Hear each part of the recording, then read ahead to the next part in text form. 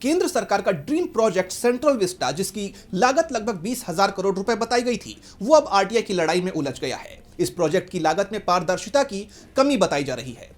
सरकार ने भले ही यह स्वीकार किया है कि जीएसटी दरों और स्टील की कीमतों में बढ़ोतरी के कारण प्रोजेक्ट की लागत बढ़ गई है, लेकिन जब बीबीसी ने आरटीआई के जरिए इसके वास्तविक खर्च का ब्यौरा मांगा तो केंद्रीय लोक निर्माण विभाग यानी सीपीडब्ल्यूडी ने जानकारी देने से साफ साफ इनकार कर दिया। प्रधानमंत्री आवास से जुड़ी जानकारियों को सीक्रेट श्रेणी में डालते हुए आरटीआई की धारा 8(1)(a) का हवाला दिया गया। इस प्रतिक्रिया पर सरकार का तर्क है कि खर्च का खुलासा करने से भारत की संप्रभुता और सुरक्षा को खतरा हो सकता है। सेंट्रल विस्टा को लेकर सरकार की तरफ से जो कहा गया, उस पर विपक्ष ने अब सवाल उठाए हैं। विपक्ष ने इस गोपनीयता को भ्रष्टाचार और जवाबदेही से बचने का हथियार बताया। इसी कड़ी में कांग्रेस के नेता बीवी श्रीनिवास ने एक्स पर पोस्ट किया, सेंट्रल विस्टा प्रोजेक्ट का खर्च बढ़ गया है, लेकिन खर्च कितना बढ़ा, क्यों बढ़ा, सरकार बताने को तैयार नहीं है। वहीं जब इस मामले में आरटीआई डालकर पूछा गया कि नए पीएम आवास पर कितना खर्च हुआ है, तो जवाब में कहा गया कि यह जानकारी राष्ट्रीय सुरक्षा को खतरे में डाल सकती है।